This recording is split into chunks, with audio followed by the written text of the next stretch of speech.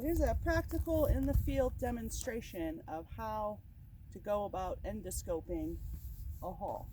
Okay, so only folks that have gone through a training or sort of done at least a one-on-one with me on how to do this for your own safety and for the safety of the saguaro and the purple martins will be added to our game and fish permit to use endoscopes. But I have some people that are already permitted from the past, and this is just sort of a refresher on how to do this. So you take your wireless endoscope and you have your extending pole. If you're interested in purchasing your own set of these, I can give you the information on which ones we buy. The scopes run $30 to $50. The poles run $60 to $80. So it's actually pretty low threshold cost. So these are wireless endoscopes, which means they don't connect directly to your smartphone. They use Wi-Fi actually. So when you turn on the endoscope and you see the light is on, and that's one way to know that it is on, and there's a dial where you can turn the light on and change the brightness of the light. When you turn the scope on, it should connect to your phone. And how you know that it's connecting to your phone is when you open your phone, it'll show up as literally a new Wi-Fi signal. This works way better out here in the wilderness than it does like in the city where where you might have done your training, because if there is actual Wi-Fi around, that can kind of interfere with it. But out here in the middle of nowhere where there's no Wi-Fi, it's pretty easy for your phone to pick up the Wi-Fi signal from the device and then lock it in. If it's your first time connecting, you will need to enter the password. If it's your first time connecting with this particular scope, you're going to need to enter the password, and they're all the same. All the scopes have the same manufacturer created password of 1, 2, 3, 4, 5, 6, 7, 8. 1 through 8, just type it in.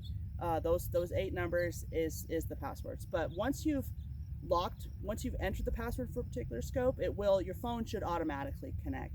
It does take a few seconds, so I usually start the scope, turn it on while I'm setting up, so then it has a few seconds to connect to the phone, and then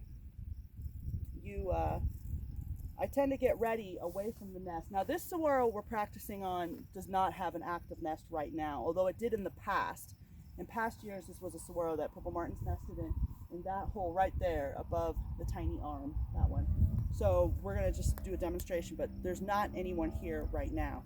But if this was an active nest, I do try to do this part, the setup part, away from the saguaro. I go usually stand behind a shrub or a tree, like a mesquite tree if there's one handy, and I do this part with as little disturbance as possible. All right, so here we go. I take the scope. All of the poles I've attached hair ties, like ponytail hair ties, to the front, this threaded part, and I've used that to feed the head through. All right, so I have the head sticking through the hair tie, which really helps keep it secure and attached where I want it to, but also gives it a little bit of bend. And then I use these Velcro straps that I have on all the scopes. And sorry to someone's driving by. And then I use one of those Velcro straps to attach it to the head. And you can experiment with this whatever way works best for you. And then what I usually do before I approach the saguaro is I pull this out a little bit.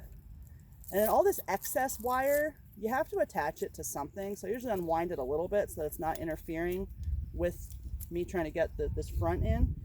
And then I usually take the straps, and I've put pretty long straps on all these, and attach it to the pole. So at least it's out of the way and not putting weight on this. So then I look at this, make sure I like how this looks. You want it kind of sticking down a little bit, and this is something that may take some getting used to and take a few tries, but I like it sticking. I habitually put it on the right side of the point of the little head. Also, adjusting this head is going to be something that might be useful at times. I tend to leave it on this slightly below 45-degree angle, but sometimes I get a really tricky hole and I have to adjust this either down or up, but I tend to leave it about just a little less than 45 degrees. And that's something that you can experiment with too, but how you adjust is you loosen this knob, and then this will adjust up or down, and then you can lock it in again. But I tend to leave it at about this angle. They all should be pretty much set at that angle. Sometimes when I'm looking in a hole, it's not working, I'll switch this to the other side. That can make a difference. But we're going to see how this looks right now. So what I'll do is I'll have it set up to this point, and then I approach the saguaro as sort of swiftly as I can, kind of directly, and I come up to it, and then I'm going to extend it out, look inside, look at the phone, see how it looks. And I usually also check too that it's connected to the phone, that I can see the image before I stride up to the saguaro and scare all the birds. Now I'm going to have to pretend I have my phone, because my phone is what's filming this right now. So I'm going to walk up, and you see, sort of, this is how I pretend now. I've got this ready, hiding behind a tree, and I'm going to go up to the saguaro.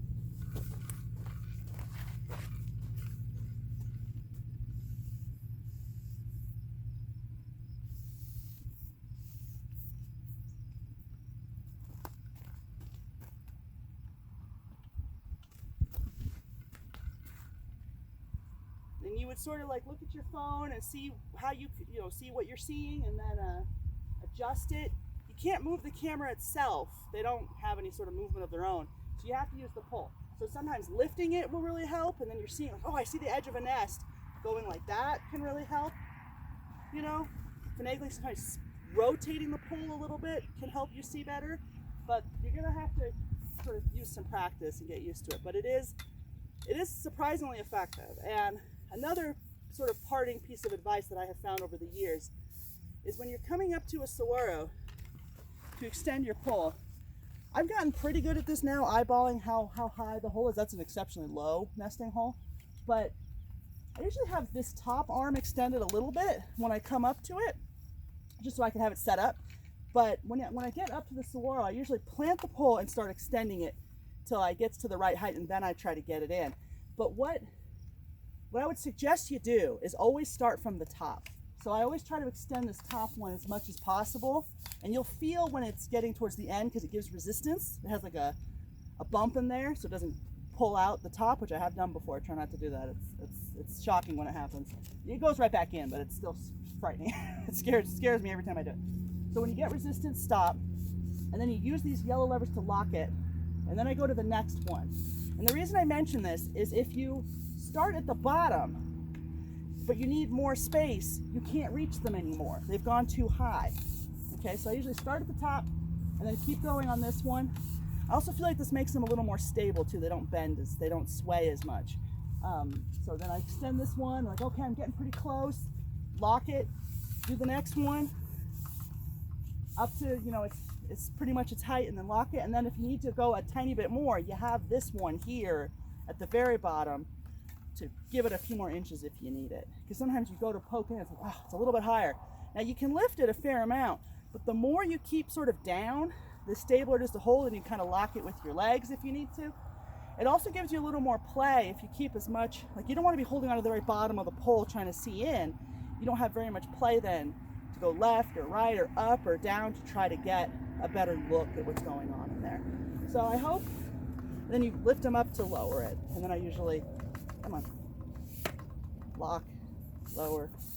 So then I usually, as quickly as I can, will lower it enough that I can safely carry it and then sort of flee from the saguaro. Is what I often do, especially if the martins are very, very agitated.